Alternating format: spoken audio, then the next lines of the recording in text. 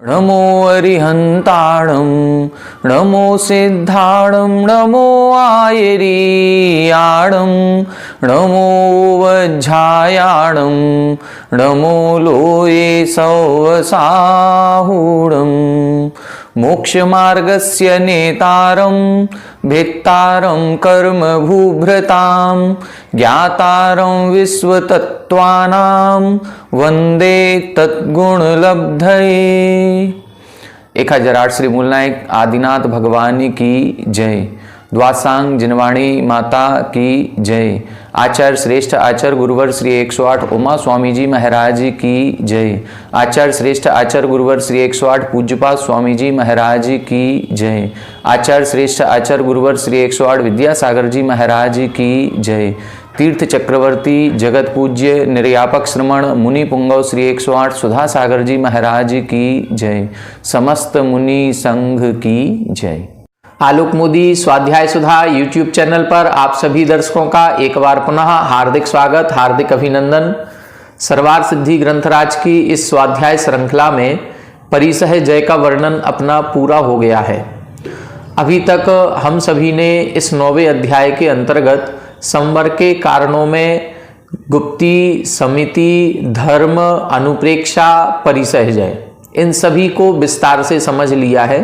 पूर्व कक्षाओं में हमने परिसह जय पर अर्थात परिसह जय के भेद, उनका स्वरूप, परिसह जय किन कारणों से होता है और एक साथ कितने परिसह हो सकते हैं इत्यादि सभी विषयों पर विस्तार से चर्चा की थी। आज की कक्षा में हम जो संवर का एक अगला कारण बताया गया है, जो प्रमुख कारण है और कर्म निर्जरा का साक्षात कारण है, ऐसे चारित्र के बारे में चर्चा करेंगे। सूत्र लिखा था सगुप्ती समिति धर्मानुप्रेक्षा परिसहजय चारित्र ही। तो हमारी परिसहजय तक चर्चा हो गई है। आज चारित्र के बारे में समझेंगे, वो क्या कहलाता है, उसके कितने भेद होते हैं, कौन सा चारित्र कौन से गुण स्थान में पाया जाता है। आइए देखें पेज नंबर 343, उत्थानिका 853, सूत्र नंबर 18। आह उक्ता गुप्ती समिति धर्मानुप्रेक्षा परिसहजयाः संवर हेतवः पंच। यहाँ बता रहे हैं जो संवर के हेतु बताए गए थे, उन हेतुओं में 5 प्रकार के गुप्ती, समिति, धर्म, अनुप्रेक्षा और परिसहजय, इन पर हमारी चर्चा हो चुकी है। संवर हेतु चारित्र संज्ञो वक्तव्य इति तद्भेद प्रदर्शनार्थम उच्यते। अब बता रहे हैं उस संवर के हेतुओं में जो एक चारित्र नाम की प्रमुख क्रिया का वर्णन किया था, अब उसका वर्णन करना चाहिए।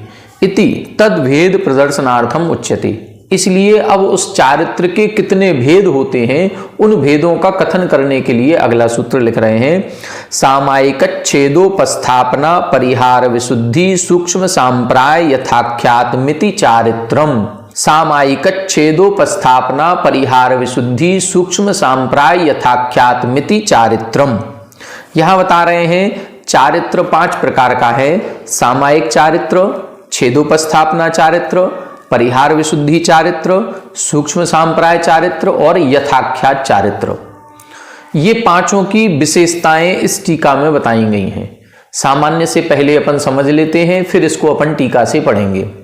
ये जो चारित्र है ये 6वें गुण स्थान से प्रारंभ होता है और 14वें गुण स्थान तक पाया जाता है। ये पांचों प्रकार का भी चारित्र 6वें गुण स्थान से नीचे के गुण स्थानों में नहीं पाया जाता। जो अपन ने सर्वार्थ सिद्धि ग्रंथराज का प्रारंभ किया था और पहले सूत्र में इन्होंने लिखा था सम्यक दर्शन ज्ञान चारित्राणि मोक्ष मार्गः, वहां जो इन्होंने सम्यक दर्शन, सम्यक ज्ञान और सम्यक चारित्र को मोक्ष का मार्ग कहा था, अब यहां ये स्पष्ट कर रहे हैं ये सम्यक चारित्र क्या कहलाता है।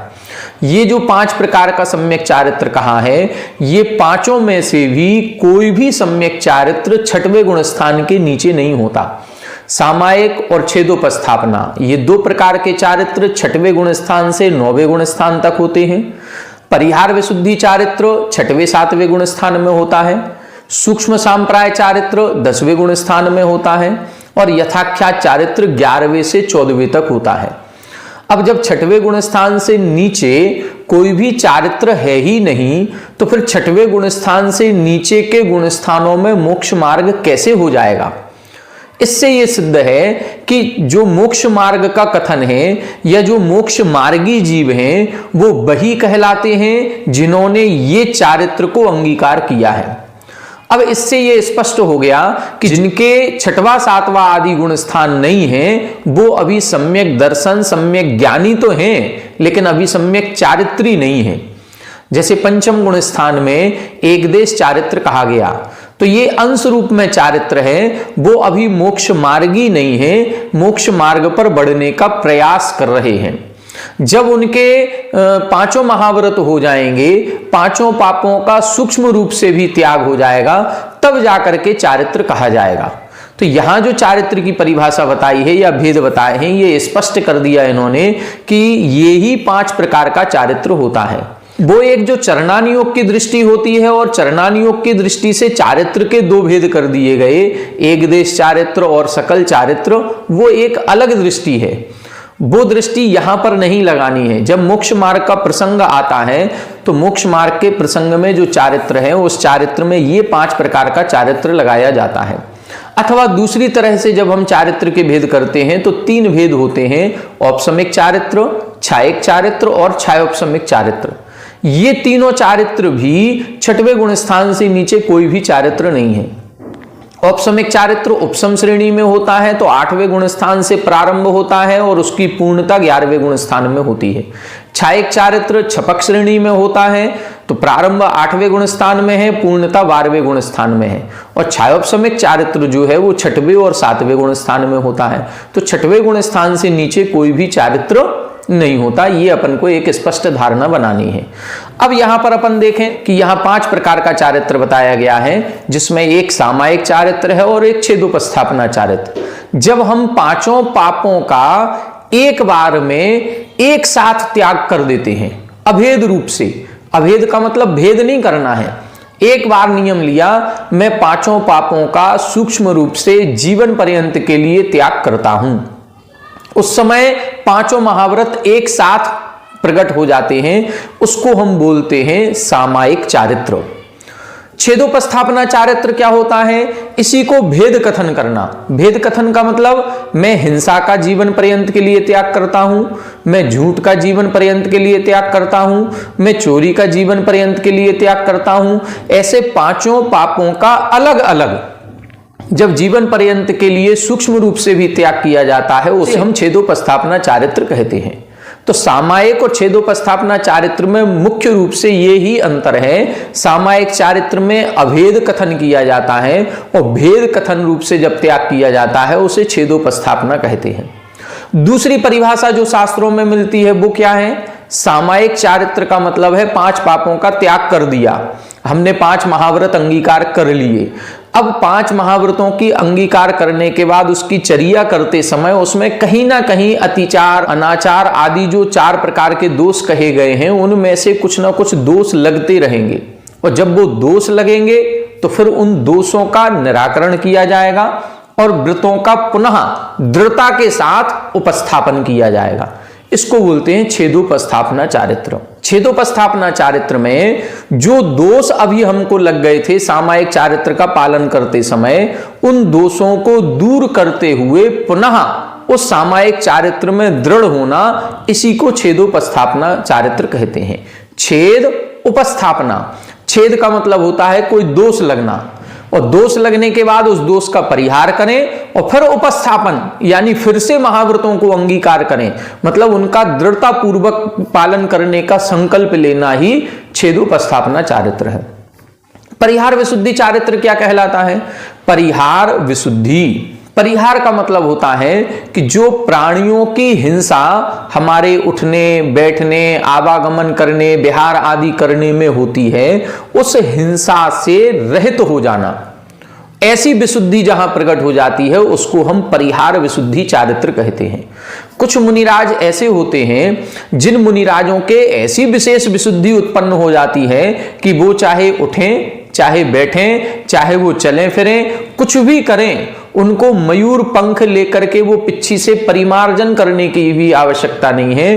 बिना परिमार्जन के उनके शरीर के द्वारा किसी जीव की हिंसा नहीं होती।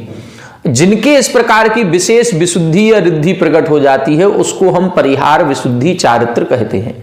ये सबके प्रकट नहीं होती है। इसके लिए जो आगम में कथन आया है वो ये है कि जो 30 वर्ष तक सुखपूर्वक अपने घर गृहस्थी का पालन करता है, घर में रहता है, और 30 वर्ष के बाद दीक्षा लेकर के तीर्थंकर भगवान के पादमूल में रह करके प्रत्याख्यान नामक पूर्व का अध्ययन करता है। अब जब उस पूर्व का अध्ययन किया जाता है तो उसमें यही सारा वर्णन है कि कौन से जीव की उत्पत्ति कब होती है, किस मौसम में होती है, किस स्थान पर होती है, किस प्रकार के जीवों की उत्पत्ति होती है। वो सभी प्रकार के जीवों के योनि स्थान को उस प्रत्याख्यान पूर्व का अध्ययन करते हुए समझ जाते हैं। उनको ये ज्ञात हो जाता है कि कौन से जीव कब उत्पन्न होते हैं। अब जब उनको ये ज्ञान हो जाता है तो उनके एक विशेष प्रकार की विशुद्धि उत्पन्न होती है जिसको हम परिहार विशुद्धि कहते हैं। और ऐसे मुनिराजों का एक सामान्य स्वभाव है कि इनके लिए चातुर्मास की स्थापना की कोई आवश्यकता नहीं है, और ऐसे मुनिराज नियम से प्रतिदिन 2 कोस विहार करते ही करते हैं। इनके लिए एक स्थान रुकने की कोई भी स्थिति का वर्णन नहीं मिलता, बल्कि ये निरंतर गति करते रहते हैं। चातुर्मास का विधान अपने वर्तमान साधुओं के क्यों किया जाता है? क्योंकि चातुर्मास के दौरान एक वातावरण में विशेष प्रकार की नमी होती है और कई प्रकार के जीव जंतुओं के उत्पन्न होने की संभावना बनी रहती है, और जब हम चलेंगे फिरेंगे उठेंगे बैठेंगे तो जीवों की हिंसा होने की भी संभावना है। इसीलिए उनको 4 महीने के लिए एक स्थान पर बद्ध कर दिया। लेकिन जिन मुनिराजों को इस प्रकार की विशुद्धि उत्पन्न हो जाती है कि जिनके द्वारा किसी जीव का घात नहीं होना, उनके लिए फिर ये चातुर्मास स्थापना का कोई बंधन नहीं होता है। 4 महीने कहीं नहीं रुकेंगे और प्रतिदिन 2 कोस गमन करेंगे। उनके लिए पिच्छी आदि के रखने की भी कोई आवश्यक नियम नहीं बनाए गए हैं। इस प्रकार से ये परिहार विशुद्धि।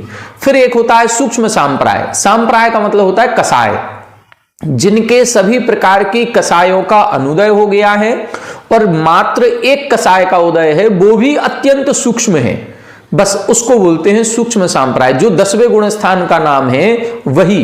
तो 10वें गुण स्थान की विशेषता ये है कि जहां पर अनंतानुबंधी, अप्रत्याख्यान, प्रत्याख्यान और संजुलन की क्रोधान माया, इस प्रकार से ये जो कसाय हैं, 4 अनंतानुबंधी, 4 अप्रत्याख्यान, 4 प्रत्याख्यान, 12 ये हो गई, और 3 संजुलन की 15 और 9 कसाय, उन सब का अनुदय हो गया।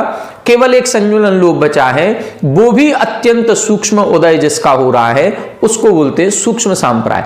तो ऐसा जो उस समय विशुद्धि प्रकट होती है उस विशुद्धि भाव को सूक्ष्म सांप्राय चारित्र कहते हैं। ये चारित्र 10वें गुण स्थान में ही होता है, अन्य जगह नहीं होता। फिर इसके बाद है यथाख्यात चारित्र। इस यथाख्यात चारित्र के 2 नाम मिलते हैं, अथाख्यात भी मिलता है और यथाख्यात भी मिलता है। अथाख्यात का मतलब क्या है?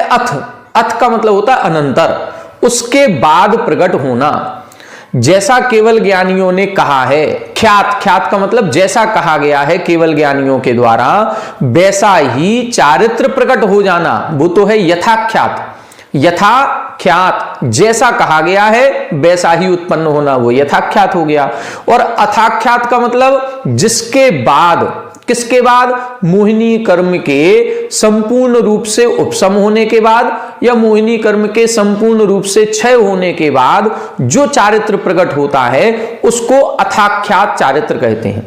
अथ का मतलब होता है तदनंतर, इसके बाद। तो किसके बाद? मोहिनी कर्म के उपशम या क्षय होने के बाद जो विशेष विशुद्धि आत्मा में प्रकट होती है उसको हम यथाख्यात या अथाख्यात चारित्र कहते हैं। इस चारित्र में मोहिनी कर्म का उदय नहीं होता। यदि वो उपशम श्रेणी से गया है तो 11वें गुण स्थान में जाएगा, और 11वें गुण स्थान में मोहिनी कर्म की एक भी प्रकृति का उदय नहीं होता, वहां सारी प्रकृतियों का उपशम होता है, इसीलिए वहां यथाख्यात चारित्र है। और जो छपक श्रेणी से आरोहण करते हैं वो 12वें, 13वें, 14वें गुण स्थान में ऊपर पहुंचते हैं, तो वहां पर मोहिनी कर्म का सद्भाव ही नहीं होता, इसीलिए वहां ये चारित्र पाया जाता है। तो यथाख्यात चारित्र 11वें से 14वें गुण स्थान तक होता है। इस प्रकार से ये 5 चारित्र की परिभाषा और उनके गुण स्थान जानने चाहिए। अब अपन टीका से देखेंगे, यही वर्णन इस टीका में अपन को प्राप्त होगा। 854 अत्र च उद्यते। अब इनके बारे में बता रहे हैं। 10 विधे धर्मे संयमः उक्तः सा एव चारित्रम इति पुनर्ग्रहणम अनर्थकम इति। प्रश्न कर रहे हैं कि 10 विधे धर्मे संयम उक्ता। जब आपने धर्म का व्याख्यान किया था संवर के प्रकरण में, पहले गुप्ती, फिर समिति, फिर धर्म, तो धर्म के अंतर्गत एक संयम नाम का धर्म है 6वें नंबर पर। अब उस संयम नाम का धर्म में जब इसका व्याख्यान हो गया तो चारित्रम इति, वही संयम कहें या चारित्र कहें एक ही चीज है। तो फिर इधर पुनर्ग्रहणम अनर्थकम, फिर आपने इधर पुनः ग्रहण क्यों किया? आप सूत्र में केवल इतना ही लिखते, सगुप्ति समिति धर्मानुप्रेक्षा परिसहजयी, बस इतने ही लिख देते। चारित्र ही, ये चारित्र ही शब्द क्यों जोड़ दिया? क्योंकि धर्म में ही संयम आ गया। तब इधर लिख रहे हैं न अनर्थकम, ये अनर्थक नहीं है। कोई भी सूत्र में एक एक शब्द लिखा गया है वो सार्थक है, कहीं ना कहीं उसका प्रयोजन है। तो यहां चारित्र लिखने का क्या प्रयोजन है? तो लिख रहे हैं धर्मे अंतर्भूतम अपि चारित्रम अन्ते गृह्यते मोक्ष प्राप्ते साक्षात कारणम इति ज्ञापनार्थम। धर्म के 10 भेदों में संयम नाम का धर्म आ गया, ये बिल्कुल सही है। होने के बाद भी मोक्ष प्राप्ते है साक्षात कारणम, मोक्ष प्राप्ति का ये साक्षात कारण है। बिना चारित्र अंगीकार किए मोक्ष की प्राप्ति हो ही नहीं सकती। इसीलिए इधर ये ज्ञान कराने के लिए इसको इधर यहां पर ग्रहण किया गया है। सम्यक दर्शन ज्ञान चारित्राणी मोक्ष मार्ग, वो चारित्र शब्द ही मोक्ष की प्राप्ति कराता है। परिसहजय, गुप्ति, समिति, ये तो चारित्र के उपभेद हैं कि जब इस चारित्र का पालन करेंगे तो ये इन सब का पालन करना अनिवार्य है। लेकिन मुख्यतः तो ये चारित्र का पालन करके ही मोक्ष की प्राप्ति होती है। जैसे यथाख्यात चारित्र है, बिना यथाख्यात चारित्र के मोक्ष की प्राप्ति संभव नहीं। 14वें गुण स्थान में कौन सा चारित्र है? यथाख्यात चारित्र। तो 14वें गुण स्थान पूर्वक ही तो मोक्ष मिलेगा, यथाख्यात चारित्र पूर्वक ही मोक्ष होता है। आगे देखें, सामायिकम उक्तम। सामायिक का वर्णन अपन पहले कर चुके हैं, यहां सामायिक चारित्र की चर्चा कर रहे हैं। तो सामायिक का वर्णन हो गया, क्वा कहां पर हो गया? दिग्देशानर्थ दंड विरति सामायिक इत्यत्र। यहां बता रहे हैं जो हमने 7वें अध्याय में 12 व्रतों का वर्णन किया था, वहां पर 3 गुण व्रत और 4 शिक्षा व्रतों के अंतर्गत सामायिक शिक्षा व्रत का वर्णन किया था। बस वही सामायिक शिक्षा व्रत कहें और यहां पर सामायिक चारित्र कहें, एक ही चीज है। सम एक ही भावे वर्तते, वहां पर लिखा था सम शब्द एक ही भाव में वर्तन करता है। मतलब जहां आत्मा में लीन हो जाती है, जहां पर पदार्थों में रंच मात्र भी ममत्व भाव नहीं रहता है, पंच पाप आदि की क्रियाओं से निवृत्त हो जाते हैं, वही सामायिक चारित्र होता है। इसीलिए इधर इन्होंने लिख दिया कि वहां सामायिक में हम वर्णन कर चुके हैं, वही वर्णन यहां समझना चाहिए। तद्विविधम नियत कालम अनियत कालम च। वो सामायिक 2 प्रकार की है, नियत काल और अनियत काल। स्वाध्याय आदि नियत कालम, स्वाध्याय आदि जो हम करते हैं वो नियत काल के लिए है, और ईर्यपथ आदि अनियत कालम। ईर्यपथ आदि जब क्रिया किया जाता है उसको हम अनियत काल कहते हैं। अब ये नियत काल और अनियत काल, इसकी अभी व्याख्या हमें भी पूर्ण रूपेण समझ में नहीं आई कि इसको स्वाध्याय को नियत काल से क्यों जोड़ दिया और ईर्यपथ क्या कहलाता है। अभी तक जो हमारे ज्ञान में है उसमें ईर्यपथ का मतलब होता है जैसे कहीं विहार आदि करके आए हैं या आहार के लिए जाते हैं, तो आहार करके लौट के आने के बाद ईर्यपथ किया जाता है कि जो हमने गमनागमन की प्रवृत्ति की है उस प्रवृत्ति में जो दोष लगे हैं तो उस समय कोई कायोत्सर्ग या कोई जप आदि किया जाता है, आत्मध्यान किया जाता है, वो कायोत्सर्ग जो करते हैं वो ईर्यपथ कहलाता है। और स्वाध्याय सामायिक जो हम करते हैं, जो नित्य प्रति एक काल को बद्ध करके कि इतने बजे से इतने बजे तक हम स्वाध्याय करेंगे, या सामायिक का काल जो नियत है 3 संधि कालों में सामायिक की जाती है, तो वो नियत काल हो गया। और ईर्यपथ आदि जो किया जाता है, कायोत्सर्ग वगैरह करते हैं, जैसे कई बार मुनिराज होते हैं शौच या लघु शंका या दीर्घ शंका से आते हैं, तो वो एक हाथ पैर धोने के बाद शुद्धि करने के बाद कायोत्सर्ग करते हैं, वो हमें लगता है अनियत काल सामायिक कहलाती होगी। उसमें कायोत्सर्ग का मतलब इस काय से भी ममत्व का त्याग करना। हम सभी लोग कायोत्सर्ग को 9 बार नमोकार मंत्र से जोड़ दिए, ये गलत है। 9 बार नमोकार मंत्र पढ़ना, कायोत्सर्ग, ये एक सामान्य जन भाषा में प्रचलन में आ गया। वास्तविकता में तो यह है कि 9 बार नमोकार मंत्र पढ़ने में जितना समय लग रहा है, कम से कम 2 मिनट, 3 मिनट, 1 मिनट, आधा मिनट, जो भी जिसको समय लगता है, उतने समय तक के लिए इस काय से भी ममत्व का त्याग करें। यह होता है कायोत्सर्ग।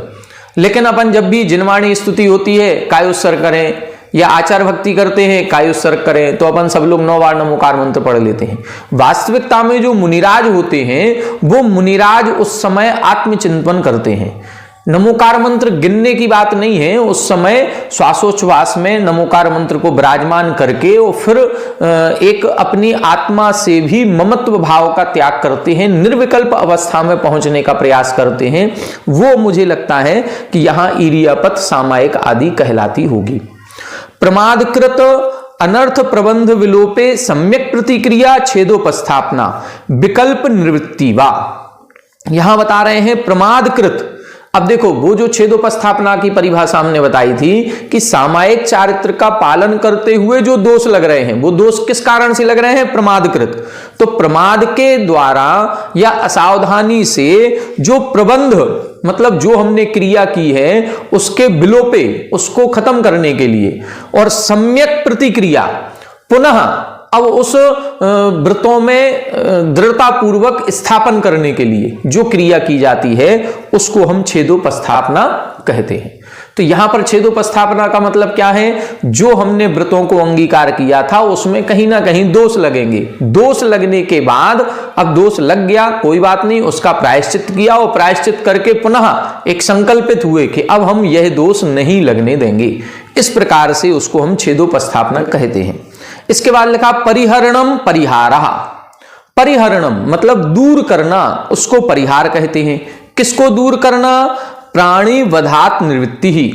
जो प्राणियों का वध हो रहा था, प्राणियों की हिंसा हो रही थी, जो 5 इंद्रिय, 3 बल, श्वासोच्छ्वास और आयु, ये जो 10 प्राण कहे गए हैं, इन 10 प्राणों का वियोग हो रहा था, उससे निवृत्ति होना। मतलब हमारे चलने फिरने, उठने बैठने से किसी के भी इन 10 प्राणों में से किसी भी प्राण का घात ना हो, इस प्रकार की जो विशुद्धि होती है, तेन विशिष्टा शुद्धि, उस क्रिया से विशिष्ट, उस क्रिया से सहित जो विशेष प्रकार की शुद्धि यस्मिन जहां होती है, तत्परिहार विशुद्धि चारित्रम, उसको परिहार विशुद्धि चारित्र कहते हैं। अति सूक्ष्म कसायत्वात् सूक्ष्म सांप्राय चारित्रम।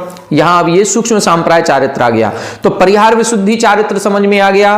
प्राणियों के वध से निवृत्ति हो जाना। सूक्ष्म से सूक्ष्म प्राणी भी हैं तो उनकी हिंसा नहीं होती है।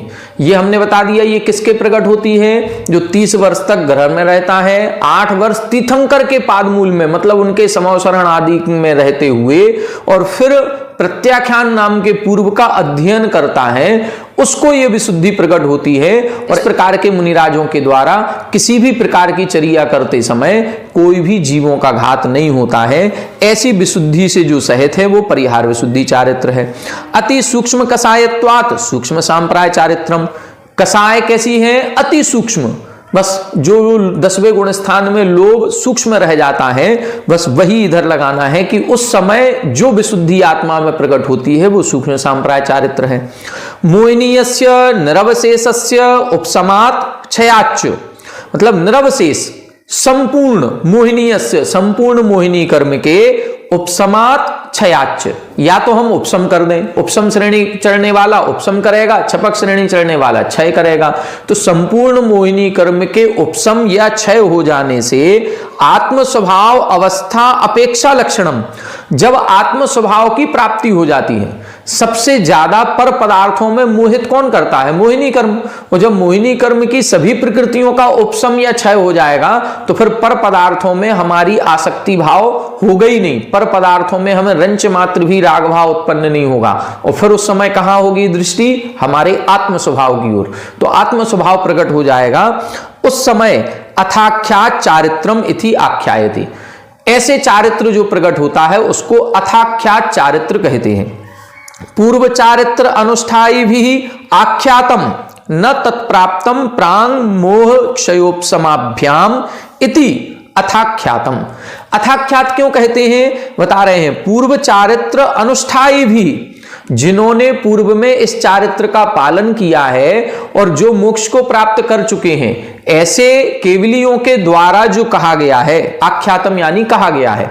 दूसरी विशेषता बता रहे, न तत्प्राप्तम प्रांग मोक्षयोपसमाभ्याम, मोहिनी कर्म के उपशम या क्षय के पहले जिसको प्राप्त नहीं किया जा सकता है उसको बोलते हैं अथाख्यात। अथ शब्दस्य अनंतरीय अर्थवृत्तित्वात् निरवशेष मोह क्षयोपसमानंतरम आविर्भवति इत्यर्थः। अथ शब्द का मतलब क्या होता है? अनंतर। अनंतर का मतलब बाद में। तो अथ शब्द का जो बाद में अर्थ निकलता है, उस अर्थ निकलने के कारण से निरवशेष मोह क्षयोपसमानंतरम, संपूर्ण मोहिनी कर्म के क्षय या उपशम, क्षयोपशम शब्द नहीं है, दोनों है, क्षय भी और उपशम भी, या तो क्षय हो जाए या उपशम हो जाए, उसके बाद जो आविर्भवती उत्पन्न होता है, इसीलिए इसको अथाख्यात कहते हैं। मतलब बाद में जो प्रकट होता है। किसके बाद में? मोहिनी कर्म के उपशम या क्षय के बाद जो प्रकट होता है वो अथाख्यात है।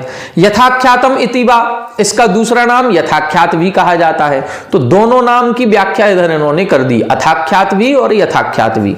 यथा आत्म स्वभावो अवस्थितः तथैव आख्यातत्वात्, जैसा आत्म स्वभाव अवस्थित है।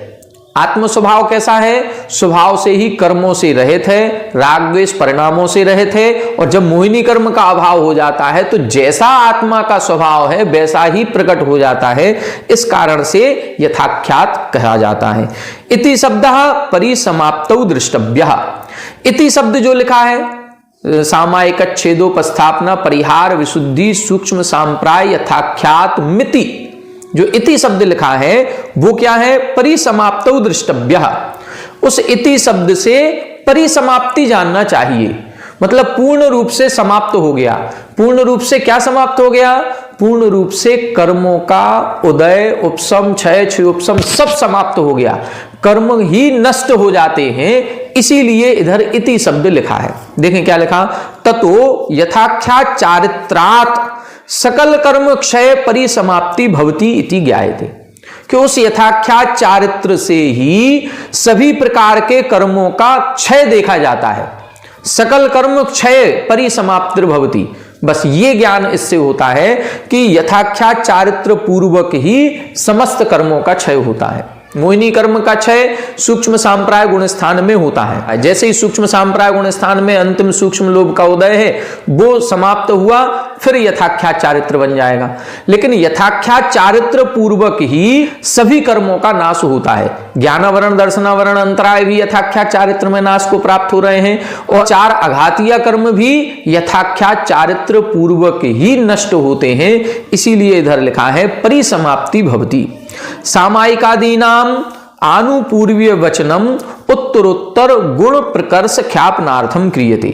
जो ये क्रम लिखा है, सामायिक, फिर छेदोपस्थापना, फिर परिहार विशुद्धि, फिर सूक्ष्म सांप्राय, फिर यथाख्यात, ये क्रम इनकी उत्तरोत्तर जो आत्म परिणामों की विशुद्धि होती है, उस विशुद्धि के कारण से लिखा है।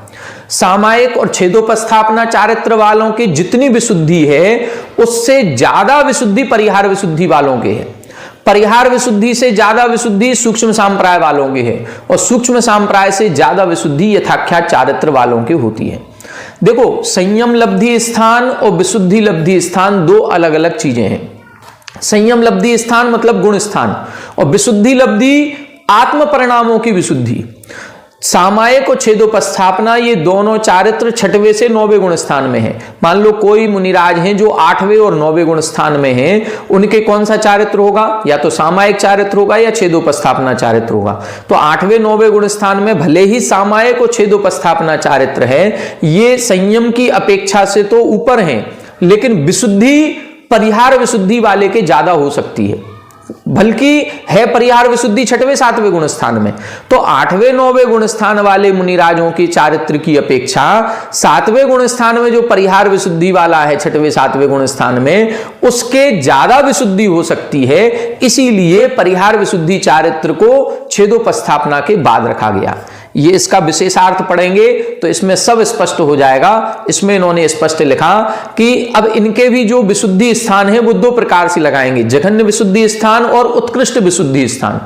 अब सामायिक को छेदोपस्थापना का जघन्य विशुद्धि स्थान सबसे नीचे रखेंगे अपन। इससे ऊपर अपन अब परिहार विशुद्धि चारित्र वाला है, उसकी विशुद्धि जो जघन्य विशुद्धि वाला है, परिहार विशुद्धि की जघन्य विशुद्धि भी होगी तो वो भी सामायिक छेदोपस्थापना से अनंत गुणी होगी।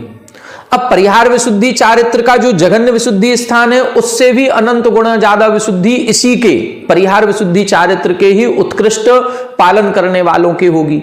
इस उत्कृष्ट पालन करने वालों से अधिक विशुद्धि किसके होगी?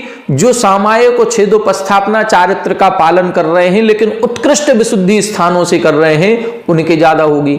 उससे ज्यादा सूक्ष्म सांप्राय वालों की होगी, सूक्ष्म सांप्राय से ज्यादा यथाख्यात वालों की होगी। ये विशुद्धि स्थान का वर्णन इस विशेषार्थ में किया है। इसको आप पढ़ेंगे तो बहुत अच्छे से समझ में आ जाएगा।